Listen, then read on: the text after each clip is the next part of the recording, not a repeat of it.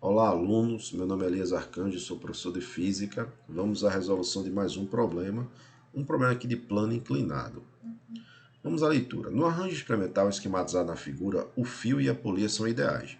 Despreza-se o atrito entre o bloco e o plano inclinado e adota-se G igual a 10 metros por segundo ao quadrado.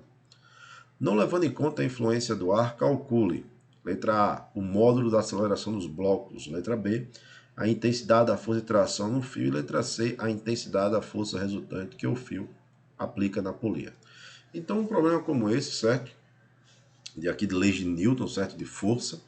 Primeiro passo é desenharmos o diagrama de corpo livre. Eu vou representar B aqui como sendo um ponto, né? Ou seja, estou analisando B como sendo uma partícula. Então, quais são as forças aqui que atuam em B?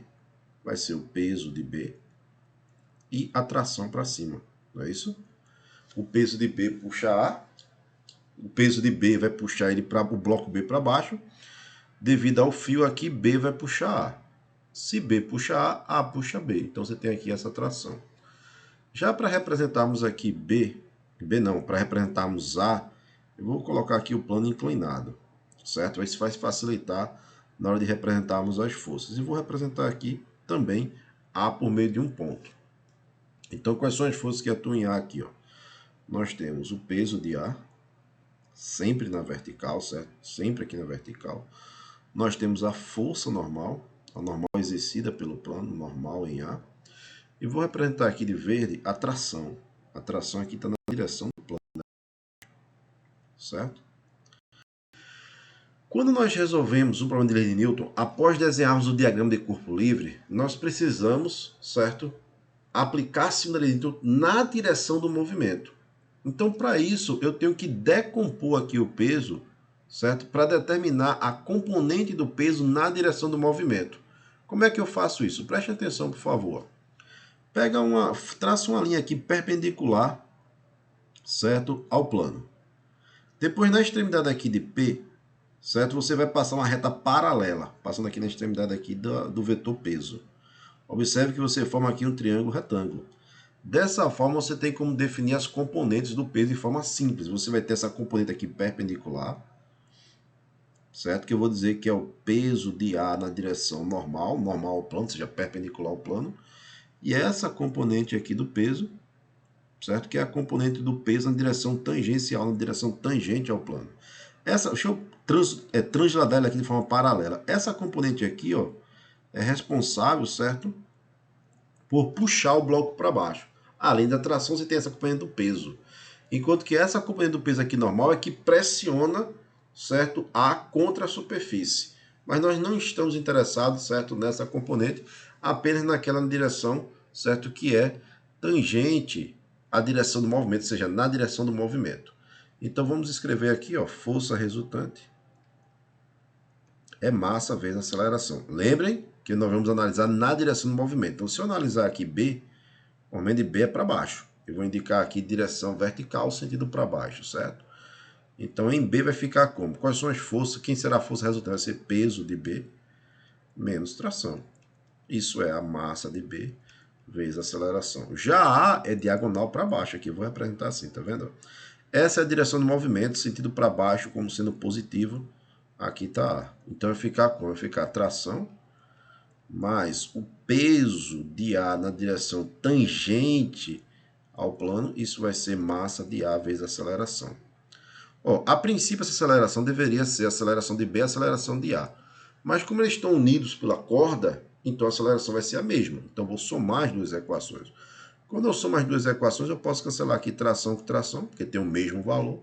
Vai ficar peso de B mais o peso de A na direção tangente. Isso vai ser igual. Coloco A em evidência. Massa de B mais massa de A. Quem é o peso de B? É massa de B vezes aceleração da gravidade.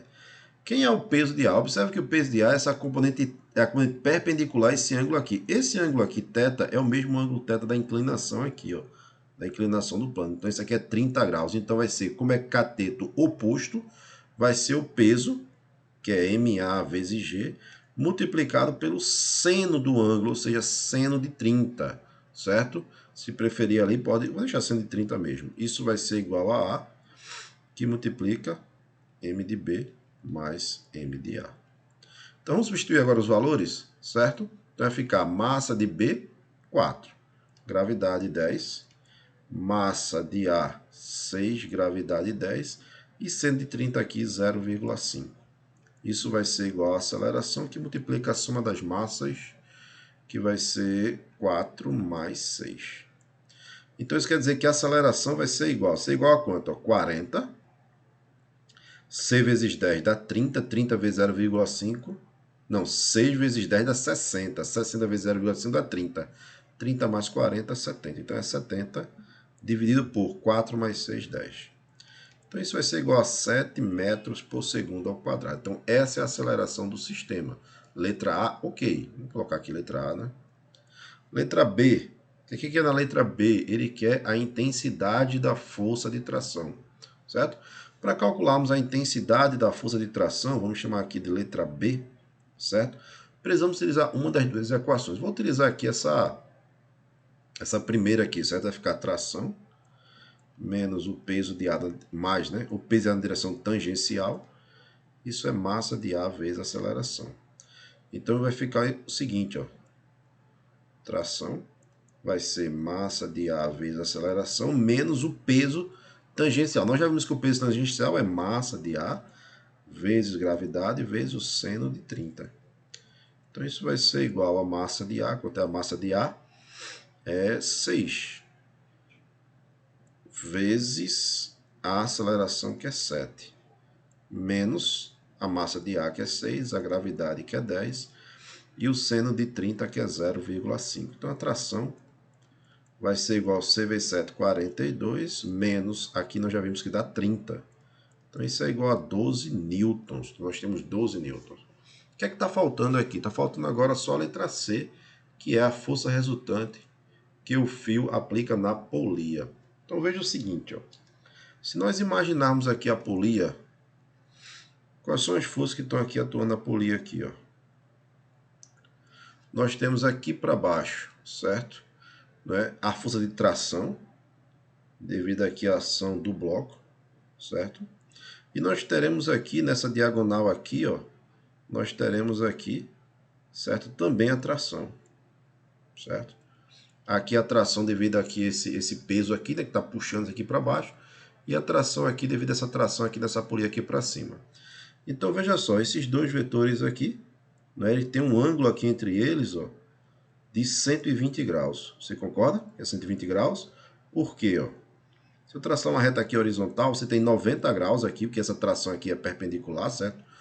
Perpendicular à superfície aqui na horizontal. E esse ângulo aqui, ó, esse fio aqui é paralelo ao plano. Então o ângulo horizontal é 30 graus. Então é 30 graus aqui com 90 aqui, 120. Como é que eu somo dois vetores aqui, certo? Que possuem a mesma direção, dois vetores que têm um ângulo entre eles de 120 graus. Como é que eu vou fazer isso? Ó? A gente pode usar aqui a regra do paralelogramo, certo? Deixa eu desenhar esses dois vetores aqui. Ó. Você vai ter tração, T, e você vai ter o outro T aqui. Também T aqui, certo? E o ângulo entre eles.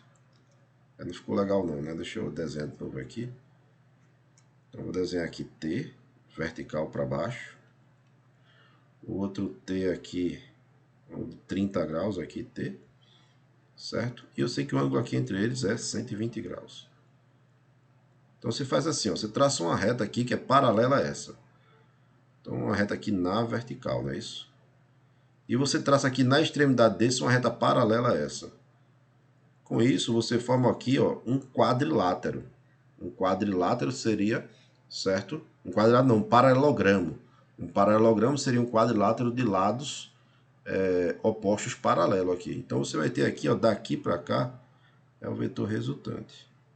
É a força resultante. Então, para calcular a força resultante, vamos utilizar a regra do paralelogramo, que diz que o módulo da força resultante ao quadrado vai ser a força F1, que no caso aqui vai ser tração, ao quadrado, mais a outra força ao quadrado, tração ao quadrado, mais duas vezes a força F1, que no caso vai ser T, vezes a força F2, que também é T, multiplicado pelo cosseno do ângulo, certo? Entre as forças. Então, é cosseno de 120. Então, o módulo aqui da força resultante vai ser, ao quadrado, vai ser igual a quanto? Quanto foi a tração?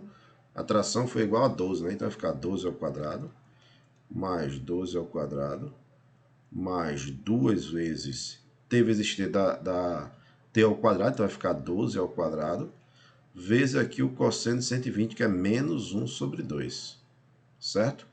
Isso aqui cancela com isso, então vou dizer que a força resultante ao quadrado, isso vai ser igual a 12 ao quadrado, mais 12 ao quadrado, aí cancelou 2 com 2, mais com menos, menos 12 ao quadrado. Cancela isso com isso.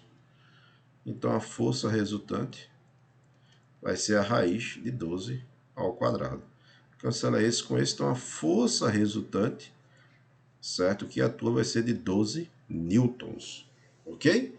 Então, isso deu um pouco mais de trabalho, né, que é a letra A, B, C, certo? Mas foi uma questão bem interessante, né, que nós também utilizamos aqui, a regra do paralelogramo para determinarmos a força resultante que atua na polia, ok? Então, obrigado pela atenção de todos, até a próxima resolução.